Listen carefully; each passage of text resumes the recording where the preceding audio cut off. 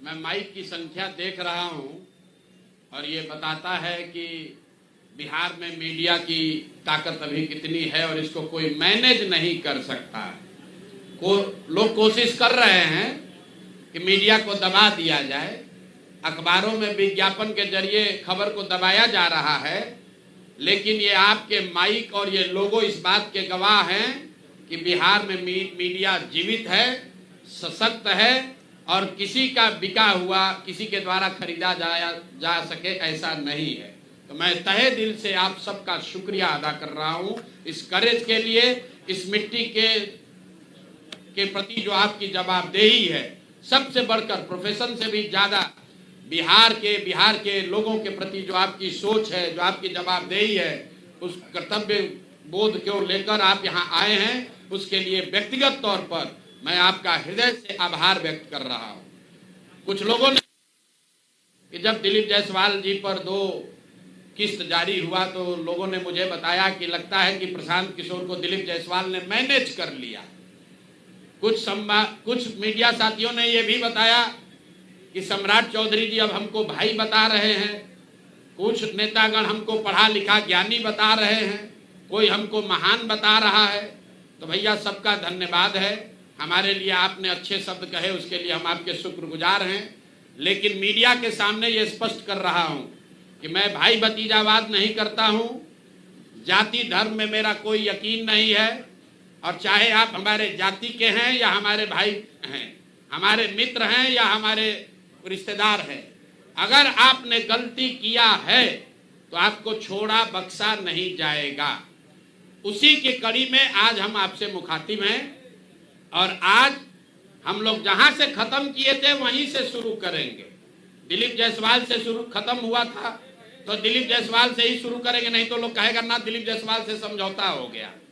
तो इतना आप समझ लीजिए, आपके जरिए बिहार की जनता को भी बता रहे हैं, बिहार में अभी किसी के पास इतना पैसा नहीं है कि प्रशांत किशोर का ईमान खरीद सके। दिलीप जायसवाल तो बहुत छोटी चिड़िया है, इतना अभी ताकत नहीं है कि हमारा ईमान खरीद सके। तो ये कितने भ्रष्ट लोग हैं अभी इसकी जानकारी देंगे, लेकिन उससे पहले मैं आपका 2 मिनट समय लेना चाहता हूं। बिहार की एक त्रासदी, बिहार के एक बच्चे के साथ त्रासदी हुई है और ये समय इसलिए ले रहे हैं कि आज देश के गृह मंत्री अमित शाह जी यहां आ रहे हैं। आपको बता दूं कि अभी आपने कल खबर पढ़ी होगी, संतोष ऋषि देव करके किशनगंज के खुरखुरिया गांव का एक लड़का है, 16-17 साल का संतोष ऋषि देव। वो हरियाणा में, जो खबर कल इंडियन एक्सप्रेस में छपी है, करीब करीब 2 महीना तक उसको बंधुआ मजदूर बनाकर लोगों ने वहां रखा था। उसका हाथ कट गया, हाथ में इन्फेक्शन होने की वजह से उसका हाथ एम्प्यूट करना पड़ा है। इसकी जानकारी आपको अभी देनी जरूरी है। क्यों हम लोग पलायन की इतनी बात करते हैं, जरा आप दर्द समझिए। ये लड़का 3 अपने साथियों के साथ यहां से गया दिल्ली। 1 महीने में उनका पैसा खत्म हो गया। रेलवे स्टेशन पर वो लोग वापस आ रहे थे, हरियाणा के किसी व्यक्ति ने उस लड़के को झांसा दिया कि आकर हमारा गाय बैल का काम करोगे तो तुमको 10,000 रुपया महीना देंगे। डेस्परेट स्थिति में ये लड़का उस व्यक्ति के साथ हरियाणा के उस गांव में चला गया जहां पर ये व्यक्ति उसको ले गया और 1.5 महीना तक बिना किसी 1 रुपया दिए हुए उसको सिर्फ जीने भर खाना दिया गया है। उस लड़के को उससे बंधुआ मजदूरी कराई गई है और चारा, गाय का चारा काटते समय उस लड़के का मशीन में हाथ चला गया जिससे उसकी उंगलियां कट गई। उसका इलाज करने के बजाय, कराने के बजाय, मदद करने के बजाय उसको गंदे कपड़े से उसके हाथ को बांध के वैसे ही खून गिरते हुए उसको गाड़ी में बैठाकर बेहोशी के हालत में उस व्यक्ति ने, उस परिवार ने किसी पहाड़ी के नीचे हरियाणा में छोड़ दिया। ये भला हो वहां पर 2 शिक्षकों का जिन्होंने उस बच्चे को देखा और उसको ले जाकर पुलिस के हवाले किया। आज वो लड़का पीजीआई अंबाला में भर्ती है, उसका हाथ काटना पड़ा है। तो मेरा पहला सवाल अमित शाह जी से है कि आप आ रहे हैं बिहार में, बिहार के लोगों को बड़ी बड़ी बात कहोगे। हरियाणा में भाजपा की सरकार है जिसकी वजह से हरियाणा में जहां पर बिहार के बच्चे के साथ ऐसा कुकृत्य किया गया है, उसका हाथ कट गया। आज वसी पुनौरा धाम से सीता माता की उस धरती से जरा बताइए कि जिस परिवार ने बिहार के बच्चे को 2 महीना तक बंधुआ मजदूर बनाया, उसका हाथ कट गया है। वो गरीब ऋषिदेव मुसहर समाज का लड़का है, उसको अभी तक सिर्फ 5,000 रुपया कॉम्पनसेशन मिला है। कल रात में हमारे लोग उनके घर गए थे, उनकी मां रो रही थी कि सिर्फ हमको 5,000 रुपया मिला है। उसका लड़के का पिताजी और भाई, उनके पास ट्रेन से अंबाला जाने का पैसा भी नहीं था। और बताइए, ये स्थिति में लोग जी रहे हैं और यहाँ का अफसर, यहाँ के नेता लाखों करोड़ों रुपया का घोटाला कर रहा है। यहाँ का एक गरीब दलित समाज का लड़का 10,000 रुपया के लिए बंधुआ मजदूर बन गया, उसका हाथ काट दिया गया, उस पर कोई संज्ञान नहीं है। और यहाँ नेता बैठ के प्रतिबंधित क्षेत्र बनाया है, उसमें बंगले में बैठ के लूट मचाया है। अब आ जाइए आज के मुद्दे पर। आज हमारा विश्वास है कि अमित शाह इस बात पर जवाब देंगे कि हरियाणा सरकार उस परिवार को, उस व्यक्ति को कब गिरफ्तार करेगी जिसने संतोष ऋषिदेव को बंधुआ मजदूर बनाकर 1.5 महीना तक अपने घर पर रखा था। जबरदस्ती उसका हाथ कट गया उस बच्चे का। वो इतना त्रासदी में लड़का है कि पुलिस बता रही है, वो ये भी नहीं बता पा रहा है कि किस गांव में उसको रखा गया था। उसको बस इतना ही याद है कि हमको पहाड़ियों के बीच किसी गांव में रखा गया था। तो मैं आपके जरिए भाजपा से, खासकर गृह मंत्री अमित शाह जी से अनुरोध कर रहा हूं, हरियाणा में भाजपा की सरकार है, आप लोग बिहार में आकर वोट मांगते हैं, बिहार के किसी बच्चे को के साथ ऐसा विभत्स घटना हुआ है, कृपा करके इसका संज्ञान लीजिए और उस परिवार को, उस दोषी को तुरंत से तुरंत वहां पर गिरफ्तार किया जाना चाहिए और इस बच्चे को सुटेबल कंपनसेशन पहले हरियाणा सरकार को देना चाहिए और बिहार सरकार में भी जो कान में तेल डालकर बैठे हैं, इनको भी उस बच्चे को मदद करनी चाहिए। और आगे मैं उस बच्चे से आपको मिलाऊंगा, अभी उसका ट्रीटमेंट चल रहा है, अगले प्रेस कॉन्फ्रेंस में आपको बताऊंगा। वो लड़का खुद आपको बताएगा कि उसके साथ किस किस तरह की विभत्स घटना घटी है। अब आइए आज के मुद्दे पर। दिलीप जायसवाल जी, मेरे भाई, हमने आपको कहा था कि ये कॉलेज कब्जा किए हुए हैं, 25 बरस से किए हुए हैं और बिहार के सभी अलग अलग दलों के नेताओं को पैसे के दम पर, कॉलेज में एडमिशन के दम पर और कई तरह का प्रलोभन के दम पर अपना सत्ता बनाए हुए हैं। उनके द्वारा उन पर जो इल्जाम है राजेश शाह के मर्डर का, वो घटना भी आपको विस्तृत बताई गई है, उस पर भी अभी ना उन्होंने कोई जवाब दिया, ना कोई कार्रवाई हुई। भाजपा वालों ने अभी तक कोई कार्रवाई नहीं की। अब आ जाइए हमारे अमंगल काल वाले मंगल पांडे जी का। मंगल पांडे जी को क्यों कह रहे हैं? मंगल पांडे जी और दिलीप जायसवाल दोनों एक दूसरे के भारी मित्र हैं। मित्र कैसे हैं? अब बताइए, 20 में कोविड हुआ, कोविड में जब आप मारे मारे फिर रहे थे, यहाँ के लोगों को दवा नहीं मिला, ऑक्सीजन नहीं मिला, लोगों को दवा, डॉक्टर, अस्पताल का जुगाड़ नहीं हुआ, उस समय के स्वास्थ्य मंत्री उस समय दिल्ली में फ्लैट खरीद रहे थे। फ्लैट किसने और खरीद कैसे रहे थे? दिलीप जायसवाल जी के मदद से। तो फ्लैट का नंबर और नाम नोट कर लीजिए। द्वारका में flat number 001 CGHS limited, plot number 11 sector 6 Dwarka new Delhi में भाई साहब ने अपनी पत्नी के नाम से, उर्मिला पांडे जी के नाम से, इन्होंने 86 लाख रुपया पेपर पर है, 86 लाख रुपए में इन्होंने फ्लैट खरीदा। तो कोई बड़ी बात नहीं है भाई, कोई भी फ्लैट खरीद सकता है। अब बड़ी बात क्या है ये समझिए। इन्होंने जो फ्लैट खरीदा, इसका पैसा कहां से आया? इसका पैसा पहले तो ये जब फ्लैट का रजिस्ट्रेशन हुआ तो फ्लैट के विटनेस हैं हम लोग के माननीय सदस्य, भारतीय जनता पार्टी के अध्यक्ष दिलीप जायसवाल जी। और वहां पर अब ये देखिए, ये चलाते हैं अवैध मेडिकल कॉलेज। और उस समय के स्वास्थ्य मंत्री मंगल पांडे जी जब फ्लैट खरीदते हैं तो उसके विटनेस हैं दिलीप जायसवाल, फोटो के साथ। अभी आपको ये डॉक्यूमेंट जारी करेंगे। अब आप कहिएगा कि भैया दोस्त मित्र हैं, एक ही साथ एक ही पार्टी में है, विटनेस है, तो इसमें क्या गलत हो गया? कोई गलत नहीं है। अब ये समझिए कि 86 लाख रुपया आया कहां से? 86 लाख रुपया उसका एक बड़ा हिस्सा सीधा 30 लाख रुपया आया है। मंगल पांडे जी के पिताजी का नाम है अवधेश पांडे। अवधेश पांडे जी ने ये पैसा भेजा अपने बहू को, उर्मिला पांडे जी को। अब हम लोगों ने सोचा भाई अवधेश पांडे जी के पास इतना पैसा कहां से आया?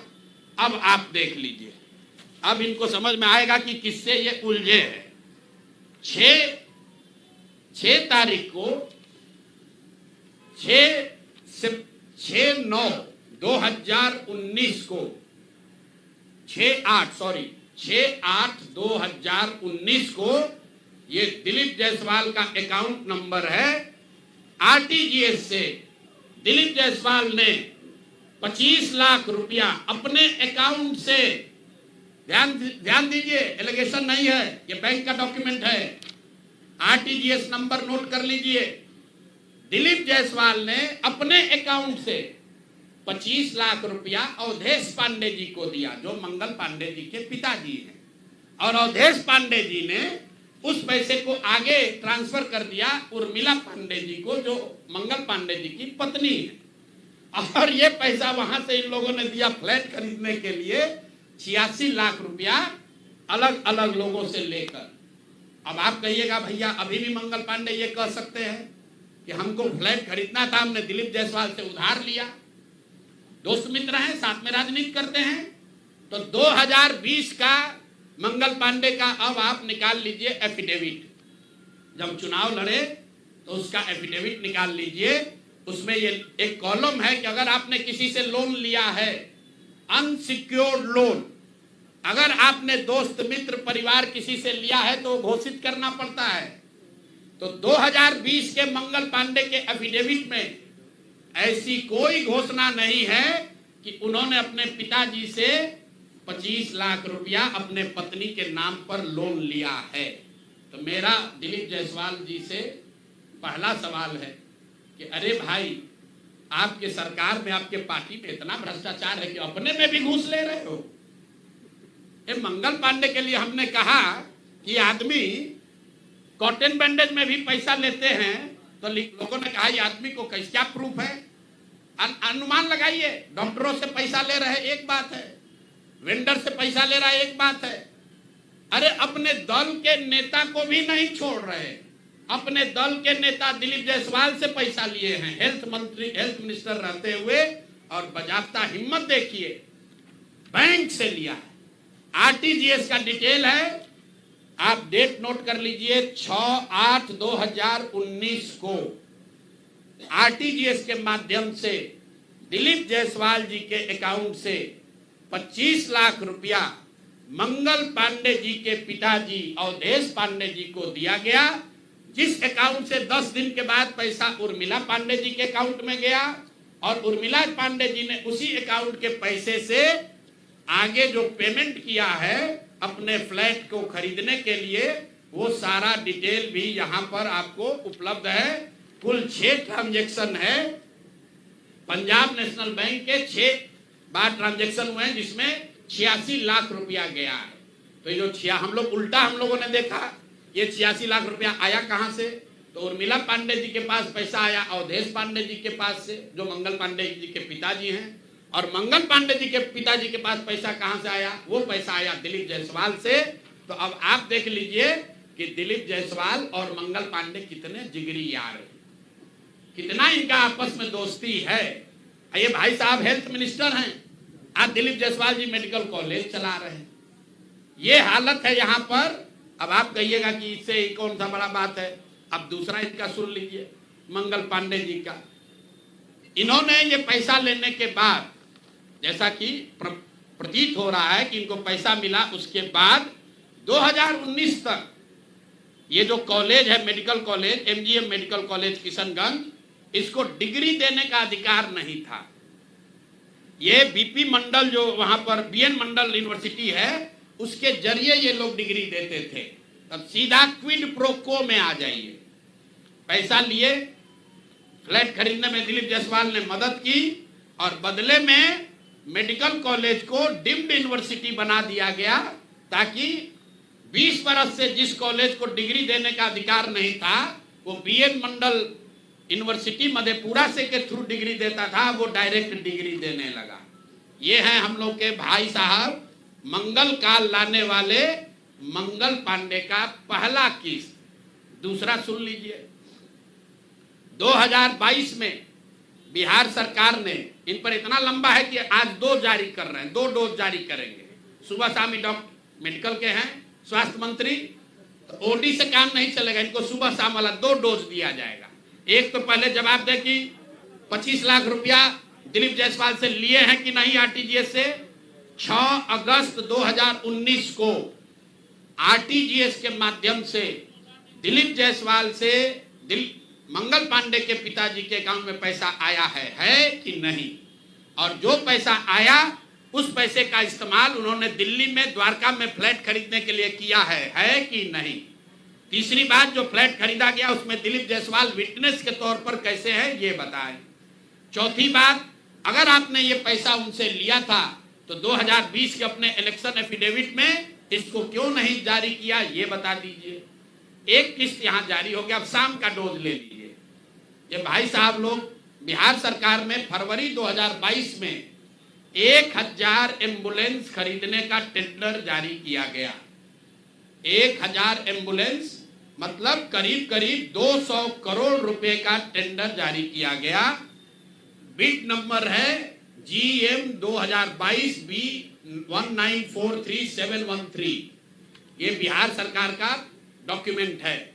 1000 एम्बुलेंस खरीदने की बात की गई, जिसमें यह कहा गया कि 466 एम्बुलेंस टाइप सी का होगा और 534 है वो एडवांस लाइफ सपोर्ट वाले एम्बुलेंस होंगे। देखिए कि लोगों के स्वास्थ्य के साथ क्या खिलवाड़ हो रहा है। Type C, type D, type B, ये जो है गवर्नमेंट ऑफ इंडिया ने स्पेसिफाई किया हुआ है कि एम्बुलेंस की कैटेगरी है कि टाइप बी में क्या क्या होना चाहिए, टाइप सी में क्या होना चाहिए। ऑल ओवर इंडिया में गवर्नमेंट ने इसको स्टैंडर्डाइज कर दिया है, गवर्नमेंट ऑफ इंडिया ने, ताकि लोग ऊपर नीचे न करें। तो बिहार सरकार ने 2022 में 1000 एम्बुलेंस खरीदने का टेंडर जारी किया। उसमें 466 टाइप सी के एम्बुलेंस खरीदे गए, करीब करीब 19.5 लाख रुपए प्रति एम्बुलेंस की दर से। 19,58,257 रुपया एक एम्बुलेंस का दाम है टाइप सी का।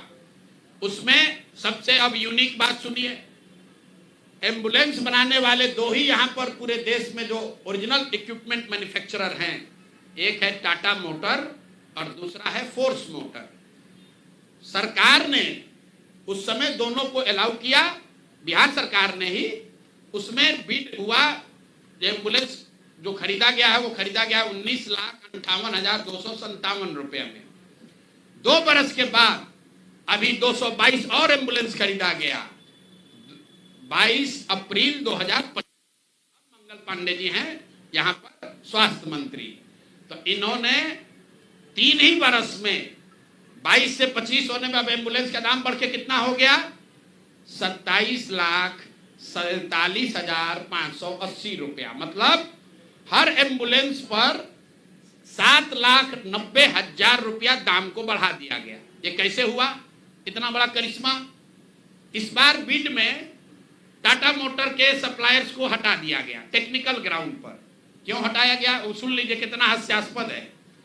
टाटा मोटर का जो सप्लायर था उसका टेक्निकल ग्राउंड पर बिड इसलिए कैंसिल किया गया क्योंकि सरकार का कहना है कि हम लोग वो एम्बुलेंस चाहते हैं जिसमें सिर्फ पेशेंट वाले विंग में एसी हो, ड्राइवर वाला केबिन में एसी न हो। टाटा मोटर ने कहा कि हम उतने ही पैसे में हम पूरे एम्बुलेंस में एसी देंगे जिसमें ड्राइवर के पास भी एसी होगा और पेशेंट वाले में भी एसी होगा। फोर्स मोटर ने ये कहा, या उनके जो डीलर हैं, कि नहीं, हमारे जो ड्राइवर वाला केबिन है उसमें एसी नहीं है, पेशेंट वाला में एसी है। इसका इस्तेमाल करके टाटा मोटर को बिड से टेक्निकली डिस्क्वालीफाई कर दिया गया। और जो 19 लाख का एम्बुलेंस है उसको 28 लाख में अभी सरकार ने खरीदा है। अभी ये पेमेंट हो गया है। जिस एंटिटी को ये मिला है ये वही एंटिटी है जिसको पहले 450 करीब 444 एम्बुलेंस का कॉन्ट्रैक्ट मिला था।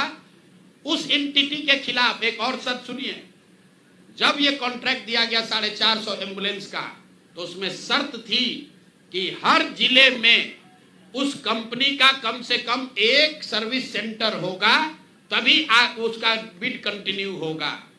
22 में 450 एम्बुलेंस खरीदा गया। फोर्स मोटर का कोई भी यहां पर 4 या 6 जिले को छोड़कर कहीं पर उनका सर्विस सेंटर नहीं है। बजाय उसके कि उस पर एक्शन हो, उसी को फिर से 250 एम्बुलेंस का और कॉन्ट्रैक्ट दे दिया गया। वो कॉन्ट्रैक्ट पिछला जो 19.5 लाख में दिया गया था, इस बार 27.5 लाख में दिया गया। और बात सुनिए, यही टाइप सी का एम्बुलेंस उड़ीसा में खरीदा गया 16 लाख में, अभी 2 महीना पहले। टाइप बी का एम्बुलेंस अभी यूपी सरकार ने खरीदा है 2500 एम्बुलेंस 12 लाख में। और बिहार के हम लोग के जो ज्ञानी मंत्री लोग हैं, ये वही एम्बुलेंस खरीद रहा है 27.5 लाख में। तब मंगल पांडे बता दे। और अभी आजकल हम नए मुख्य सचिव जो बनने जा रहे हैं, क्या नाम है उनका, प्रत्यय अमृत, वो भी स्वास्थ्य के ही शायद प्रिंसिपल सेक्रेटरी हैं। भाई स्वास्थ्य के प्रिंसिपल सेक्रेटरी हैं प्रत्यय अमृत जी।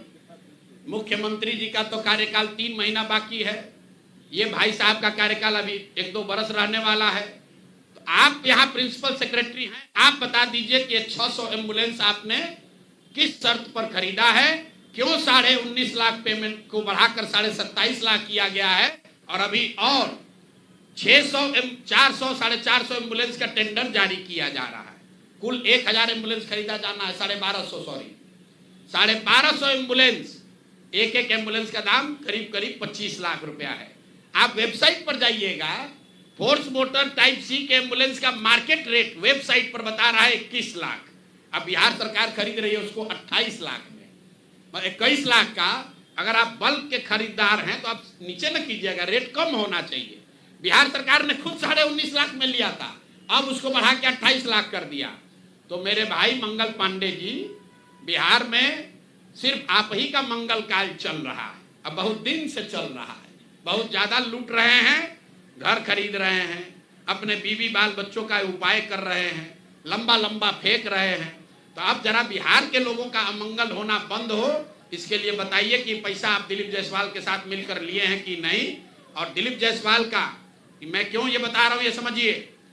दिलीप, मैंने पिछले वार्ता में कहा था, दिलीप जायसवाल के मेडिकल कॉलेज से बिहार में सबसे ज्यादा आयुष्मान कार्ड के जरिए सबसे ज्यादा पैसे की निकासी की गई है।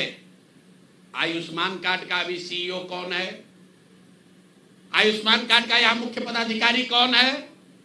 दिलीप जायसवाल के साथ रहे हुए पीएस, कम से कम कितने साल रहे हैं पीएस, और उनके साथ काम किए हुए अधिकारी, आप लोग जाइएगा, अभी नाम लेना उचित नहीं है। मंगल पांडे के जो पीएस थे वही आजकल आयुष्मान के यहां पर हेड हैं। देखिए इनकी मिली भगत हैं। शशांक जी, वो पहले मंगल पांडे के पीएस थे, अभी आयुष्मान के हेड हैं।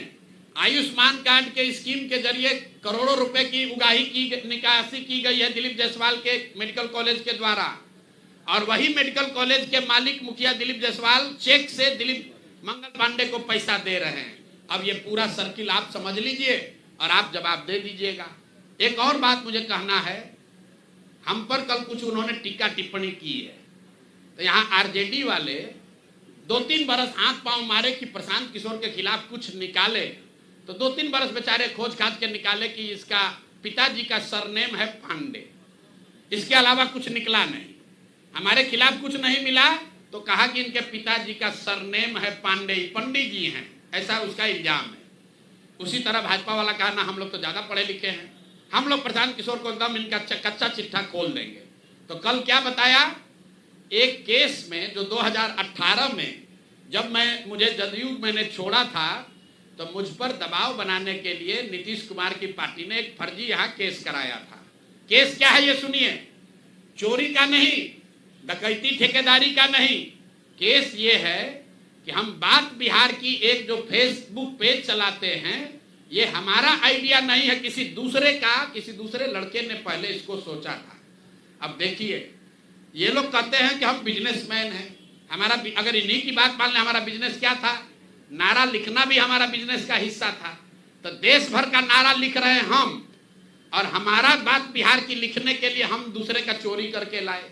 ये मामला कोर्ट में गया, कोर्ट ने इसको सिरे से खारिज कर दिया। हाई कोर्ट गया, वहां पर भी जजमेंट रिजर्व है, क्वेश होने के लिए कोई इसमें केस नहीं बनता है। केस चोरी का नहीं है, धोखाधड़ी का नहीं है, केस ये है कि जो प्रशांत किशोर बात बिहार की का फेसबुक पेज चला रहे हैं, ये प्रशांत किशोर से पहले किसी दूसरे लड़के ने सोचा था, ऐसा उस लड़के का दावा है। तो भैया अभी डीडी न्यूज भी चला रहा है बात बिहार की, वो भी यही चला रहा है। तो डीडी न्यूज पर भी 2-4 केस कर दो भाई, वो लोग भी हमारा चोरी किया है। बात बिहार की जन सुराज का, प्रशांत किशोर का 2018 से चलने वाला पेज है, जिस पर 21 लाख से ज्यादा लोग जुड़े हुए हैं। हर दिन कम से कम 5 करोड़ लोग उस पेज पर वीडियो, ऑडियो और जन सुराज का देखते हैं कार्यक्रम, और ये कह रहा है कि ये हम चोरी करके लाए। और अंतिम बात कि भाई सरकार आपकी, राज्य में सरकार आपकी, केंद्र में सरकार आपका, अगर हमने ऐसा कोई गलत काम किया है तो जैसे दिलीप जायसवाल हम पर फर्जी केस करने का कोशिश किए, जैसे आपके कार्यकर्ताओं ने हमारे खिलाफ केस किया, जैसे बिहार सरकार ने केस किया है, तुम भी केस कर दो, पुलिस को भेज दो, हमको पकड़ लो, कोई रोक तो रहा नहीं है। अरे भाई हम गलती की, हमको पकड़ लीजिए, दिक्कत क्या है? तो ये मामला अब आपके सामने रख दिए, इसके बाद इनको जवाब देने दीजिए। दिलीप जायसवाल की तरह ये भी कहेंगे यही बात कि भैया ऊपर वाला है, भगवान है। भगवान अगर आपके लिए है तो भगवान हमारे लिए भी है। भगवान अगर आपके हमारे लिए है तो उन गरीब लोगों के लिए भी है जिसका हक मार रहे हो, जिन लोगों को लूट रहे हो उनका भी है। और दिलीप जायसवाल और मंगल पांडे के साथ साथ जो अभी मुख्य सचिव डिजिग्नेट हैं, प्रत्यय अमृत जी को क्लियर करना चाहिए कि उनके स्वास्थ्य विभाग के प्रिंसिपल सेक्रेटरी रहते हुए ये एम्बुलेंस का कॉन्ट्रैक्ट कैसे हुआ? क्यों 12 लाख 13 लाख का एम्बुलेंस आपने 19 लाख में पहले खरीदा, फिर उसी एम्बुलेंस को 28-27 लाख में खरीद रहे हैं? क्यों खरीद रहे हैं? क्यों टाटा मोटर को आपने डिस्क्वालीफाई किया? क्यों फोर्स मोटर को के ही सप्लायर को ये दिया गया है? इस पर प्रत्यय अमृत जी को भी बोलना चाहिए, इसलिए कि अभी आपको यहाँ मुख्य सचिव बनना है। 2 साल बिहार की जनता का आप पर भरोसा है, आप सबसे बड़े यहाँ के पदाधिकारी होंगे, तो आपको बताना चाहिए कि इसकी सच्चाई क्या है। शायद हम लोग को समझने में कुछ गलती हो रही है, तो प्रेस करके पढ़े लिखे व्यक्ति हैं।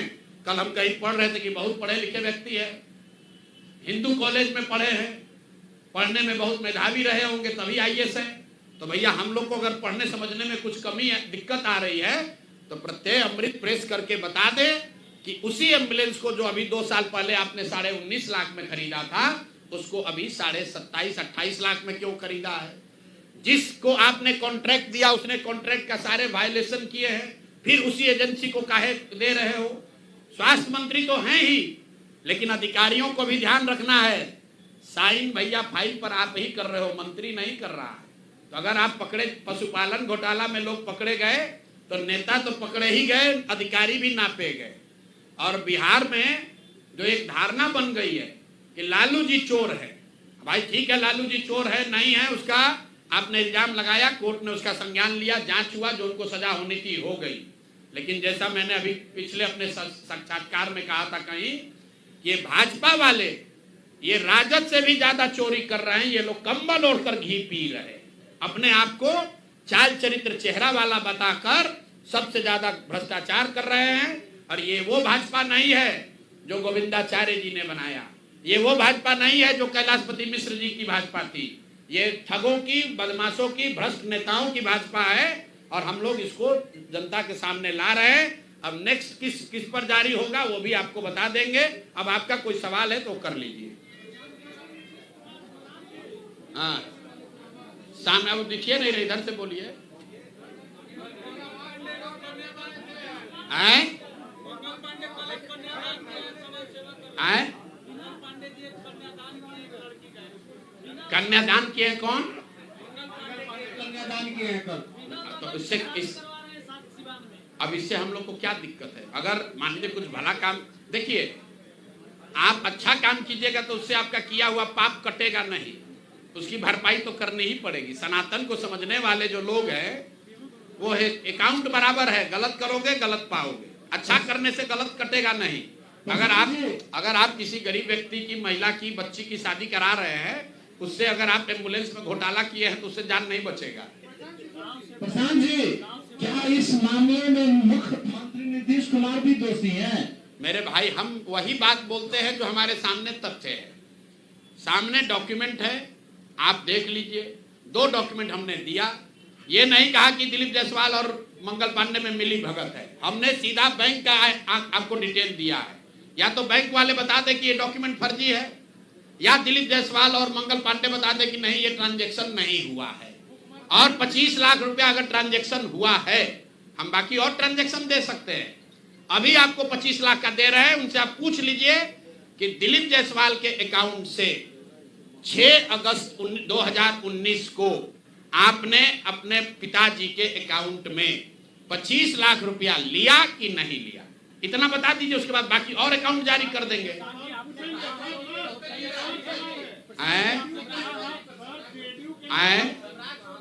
अरे भैया काहे घबरा रहे हो, एक एक करके लो ना। बीमारी है, दवा का डोज 4 को कैलकुल खा लोगे तो बुखार उतरने के बजाय गड़बड़ा जाएगा। एक दिन में 2 ही पैरासीटामोल खाना है।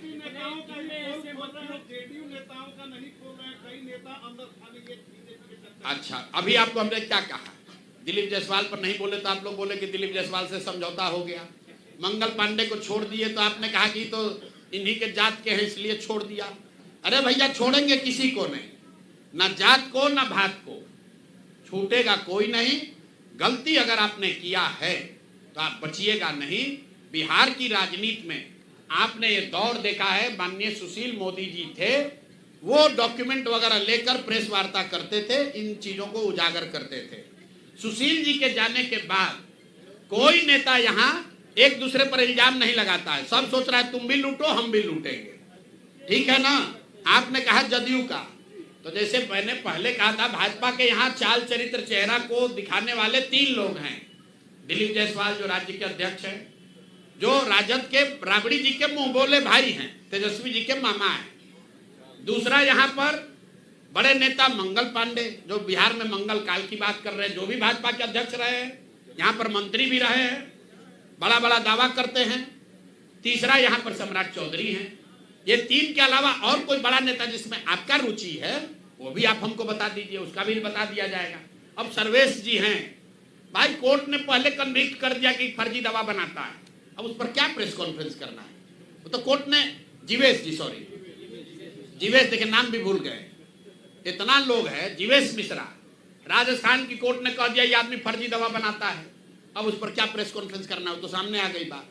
ये तो जो लोग छुपे हुए हैं, अपने आप को रामराज्य का ध्वजवाहक बता रहे, बिहार के लोगों को गुमराह कर रहे, उन पर न प्रेस वार्ता होगी। आपकी रुचि अगर किसी व्यक्ति में है तो बता दीजिए।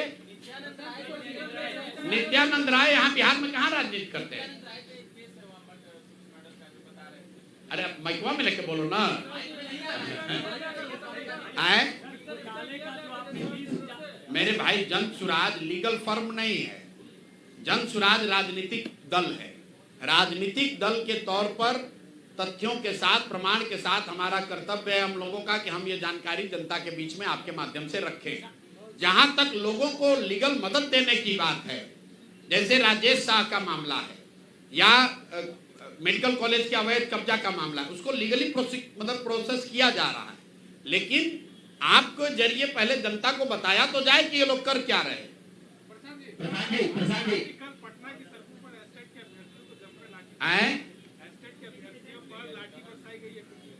भाई 100 बार हम लोग कह चुके हैं कि नीतीश कुमार समाजवाद और सामाजिक न्याय पर की नाम पर राजनीति करने वाले सबसे ज्यादा जो लाठी चलाने वाला नेता है इस देश में, वो नीतीश कुमार है। कई लोग हमको कहता है कि भैया आप उनके स्वास्थ्य पर मत बोलिए, बड़ा अब दया आती है, अब बेचारगी हो गई है नीतीश कुमार की। कभी कभी हमको भी लगता है, मेरा बहुत मधुर संबंध रहा है उनसे, कि व्यक्तिगत तौर पर उनको अब हम क्या बोले, शारीरिक मानसिक तौर पर थक गए। लेकिन हर 2-4 दिन पर जो घटनाएं होती हैं वो झकझोर देती हैं। कल आपने देखा एक नए बच्चे को, 20-22 साल के एक बच्चे को पुलिस वाला वर्दी में जूते से, पैर से, जूता से उसको मार रहा था। आप बताइए, ये मानसिक तौर पर थका हुआ बीमार व्यक्ति नीतीश कुमार अपने बंगले में बैठकर बिहार के युवाओं को, पुलिस को ये अलाउ किया हुआ है कि ये जूता से जाकर मारो, तो इस व्यक्ति के प्रति कोई सिंपैथी होनी चाहिए? नहीं होनी चाहिए।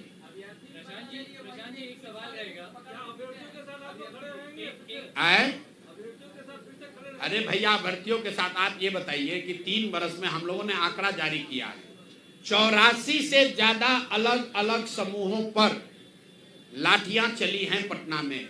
वो चाहे अभ्यर्थी हो, छात्र हो, आशा वर्कर हो, आंगनवाड़ी हो, सरपंच हो, मुखिया हो, रसोईया हो, सांख्यिकी वाले हो, राज्य कर्मी हो, कोई वर्ग बाकी नहीं है। हर आदमी लाठी खा के गया। यहां तक कि भाजपा वाले नेताओं को भी दौड़ा दौड़ा के नीतीश कुमार के पुलिस ने मारा। अब फिर भी ये भाजपा वाला इतना डरपोक है कि सत्ता के लालच में, कुर्सी के लालच में, यही सेगरीवाल जी को पीट पीट के यहाँ पर डाक बंगला में लाल कर दिया था, और अभी नीतीश कुमार को भगवान बता रहा है। क्यों? सत्ता का लालच है। प्रधान जी, जो आप आरोप लगा रहे हैं, हम आरोप को नहीं लगा रहे। कौन बोल रहा है? प्रधान जी, हाँ,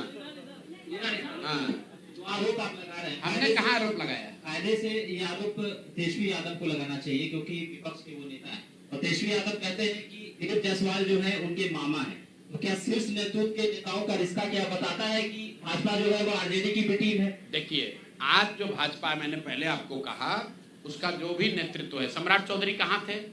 वो लालू जी राजद से ही तो निकले हुए हैं। कम उम्र में मंत्री बनाना, विधायक बनाना, सम्राट चौधरी को किसने बनाया? यही तो राजद के लोगों ने ही तो बनाया। दिलीप जायसवाल कहाँ की राजनीति करते थे? ये सब राजद की उपज हैं। तो सब एक ही विचारधारा, एक ही तरह का लूट मार करने वाले तो लोग हैं। ये कोई गंगा से थोड़े, गंगोत्री से थोड़े ना निकले हैं, ये सब राजद वाले गंगोत्री से ही निकले हैं। तो जैसे जिसका जैसा उद्गम है वैसा ही उसका स्वभाव है, वही काम करता है। भैया, डॉक्टर सुरक्षित है कि नहीं, इसकी चर्चा हो रही है। चिंता ये होनी चाहिए कि बिहार के 13 करोड़ लोग असुरक्षित हैं। जब कोविड में आपके लोगों को दवा नहीं मिला, पैरासीटामोल, ऑक्सीजन नहीं मिला, तब बिहार के स्वास्थ्य मंत्री करोड़ों रुपए का फ्लैट दिल्ली में खरीद रहे थे, और मदद कौन कर रहा था? दिलीप जायसवाल। तब वो चर्चा का बात है। डॉक्टरों की सुरक्षा होनी चाहिए, वो तो रहेगी।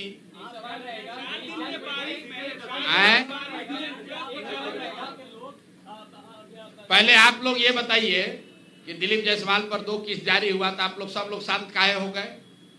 हमको आप लोग कह रहे हैं कि प्रशांत किशोर मैनेज हो गया। मीडिया वाला कितना लोग मैनेज हो रहे हैं? ए भाई, बिहार के लिए जगते रहिए। जो बताया जा रहा है उसको चलाइए, उनसे रिएक्शन तो लीजिए। आप लोग दिलीप जायसवाल से काहे नहीं पूछ रहे? एक एएनआई को बुला के देखिए, एएनआई के एक आदमी को बुला के एक बयान देके उसके बाद से वो आदमी गायब है। वो आदमी गायब है, और आप लोग मुंह में ऐसे माइक लगाकर सवाल पूछते हैं, लेकिन दिलीप जायसवाल से कोई सवाल नहीं पूछ रहा है। मना किया गया है। अच्छा, देखिए कौन मना किया, बोलिए। आए, इंटरनल ये पता चला है कि आसमान में धूप फेरेंगे तो मुंह पे ही पड़ेगा। प्रशांत के आपको बोला गया है कि प्रशांत किशोर को नहीं बोलना है। प्रशांत किशोर को मत बोलिए, दिलीप जायसवाल से बोलवाइए। आप मतलब बारिश में अस्पतालों और सब जगह का हालत खराब है, सड़क टूटने लगी है। 4 दिन के बारिश में सड़कें टूटने लगी है, अस्पतालों में पानी घुस गया है, पूरा बुरा हाल है। लगभग शहरी विकास मंत्री कौन है? बोलिए बोलिए। ए भाई, शहरी विकास मंत्री कौन है? जिस राज्य का शहरी विकास मंत्री नकली दवा बनाने का अपराधी घोषित कर दिया गया, इल्जाम नहीं, आरोप नहीं, राजस्थान में जहां भाजपा की सरकार है, उस सरकार के कोर्ट ने वहां पर जीवेश मिश्रा को फर्जी दवा बनाने का आरोपी बता दिया। वो आपका हमारा नगर विकास मंत्री है। भगवान का धन्यवाद कीजिए कि वो स्वास्थ्य मंत्री नहीं है, नहीं तो अभी तो घर डूब रहा है, फिर लोग भी डूब जाते हैं। आए नीतीश कुमार जी, आप कह रहे हैं बिहार को गर्त में डाल दिया। नीतीश कुमार की सरकार के लिए नीतीश कुमार कैबिनेट में लगातार इस तरह से बिहार के लिए लगातार हम देख रहे हैं कि सब कुछ देते जा रहे हैं, इसको कैसे? अच्छा ठीक है, देते जा रहे हैं तो भाई हमारी बात मत मानिए। नीति आयोग का वेबसाइट खोल लीजिए। देश का सबसे गरीब राज्य कौन? बिहार। देश का सबसे अशिक्षित राज्य कौन? बिहार। देश में सबसे ज्यादा बेरोजगारी कहाँ? बिहार में। सबसे ज्यादा पलायन कहाँ? बिहार में। सबसे कम किसानों की स्वनिधि राशि किसको कहाँ मिली? बिहार में। मनरेगा का यूटिलाइजेशन सबसे कम कहाँ हुआ? बिहार में। प्रधानमंत्री आवास योजना में सबसे कम घर कहाँ बने? बिहार में। अरे भाई, तुम तो अपनी सरकार की योजना को भी लागू नहीं कर रहे हो। मनरेगा में बिहार सरकार का यूटिलाइजेशन है 39%। अब प्रधानमंत्री आवास योजना में यूपी में बिहार के मुकाबले 10 गुना ज्यादा घर बन गया। किसानों को जो 6,000 रुपया मिलता है, 2,000 रुपया, उसमें पूरे देश में पर कैपिटा बेसिस पर सबसे कम किसानों को बिहार में मिल रहा है पैसा। क्यों? क्योंकि सरकार उसका बैंक और आधार कार्ड भी जमा नहीं करा पा रही है। तो कैबिनेट में क्या फैसला कर रहे हो? कैबिनेट में फैसला ये हो रहा है कि 30 वर्ष में पहली बार लालू का डर दिखाकर अब एनडीए को वोट मिलने वाला नहीं है। जनसुराज की व्यवस्था आ गई। अगर जनसुराज नहीं होता तो कैबिनेट में एक प्रस्ताव पारित होता कि लालू का जंगल राज न लौटे, इसलिए एनडीए को वोट दो। अब तो बात चलेगा नहीं। अगर आप कहिएगा लालू का जंगल राज न लौटे तो लोग कहेगा हाँ भाई लालू का जंगल राज न लौटे, लेकिन तुम भी मत लौटो, अब जनसुराज लौटेगा, जनसुराज आएगा। तो अब वो डर से, देखिए इसका डर, मैं हमेशा कहता हूं, आप लोग कहते हैं कौन जीतेगा कौन हारेगा। जनसुराज के होने से हम लोग का कोई विधायक नहीं, कोई मंत्री नहीं, हम लोग ना पक्ष में ना विपक्ष में, लेकिन जनसुराज का डर इतना है कि 20 बरस में जो वृद्धों का, दिव्यांगों का, विधवाओं का पेंशन 400 रुपया से बढ़कर 410 नहीं हुआ, वो एक ही बार में 1100 हो गया। कुछ लोग कह रहा है कि तेजस्वी यादव कहने पर हुआ। चलिए मान लीजिए इस बात को, तो जरा तेजस्वी यादव से पूछिए कि भाई जब तुम्हारे माँ बाप थे यहाँ मुख्यमंत्री तब तो वृद्धों को 1 रुपया नहीं मिलता था, और इस 20 बरस में भी 3 बरस आप डिप्टी सीएम थे, उस समय 400 से बढ़ा के 450 काहे नहीं कर दिए? अभी आशा का मानदेय बढ़ गया, रसोईया की सैलरी डबल हो गई। क्यों हो रहा है? क्योंकि ये भय सता रहा है, जनता का डर है। ये जनसुराज का, प्रशांत किशोर का डर नहीं है। ये लोगों को दिख रहा है कि बिहार के लोगों को एक विकल्प मिल गया है। अगर हम काम नहीं करेंगे, बात नहीं सुनेंगे लोगों की, तो जनता हमको हराएगी। और यही तो जनसुराज सिखा रहा है कि अरे भाई, नेताओं में ये डर पैदा करो, जनसुराज के नेताओं में भी डर पैदा करो कि अगर काम नहीं करोगे तो जनता तुमको हराएगी। जनसुराज से भी गलत आदमी खड़ा होता है, उसको भी हराइए। हर हालत में जनता के हाथ में ही ताकत है। नेताओं को अकाउंटेबल बनाना है तो आपको काम के आधार पर वोट देना है।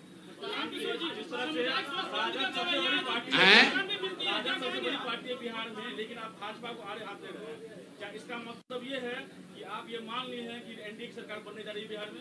अरे हम तो ये मान लिए हैं कि एनडीए और जनसुराज में मुकाबला है। राजद को मरे हुए आदमी पर कितना बोझ डालिएगा? वो अपने खत्म है दल।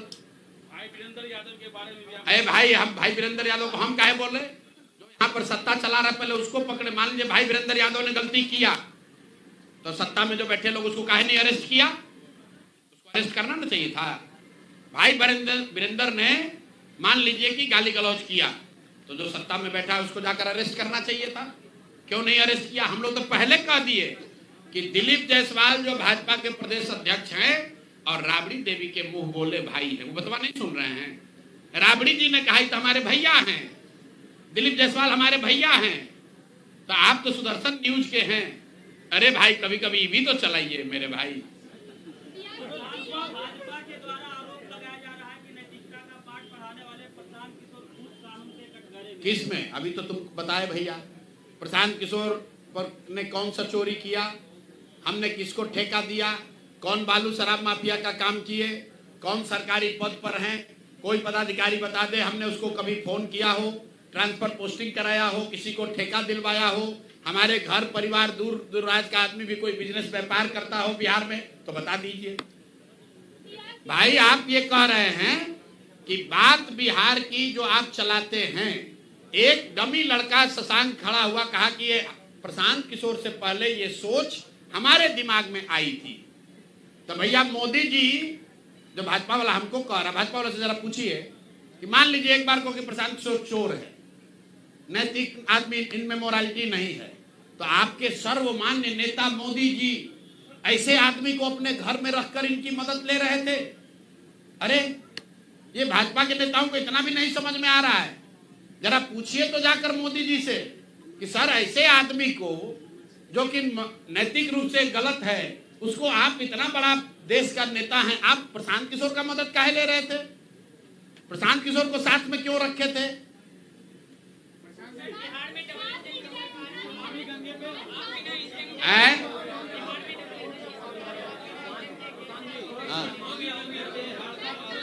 अरे अब कुछ सवाल नेताजी लोग से भी पूछिए आप लोग, और अगले प्रेस कॉन्फ्रेंस के लिए भी मटेरियल रखिए।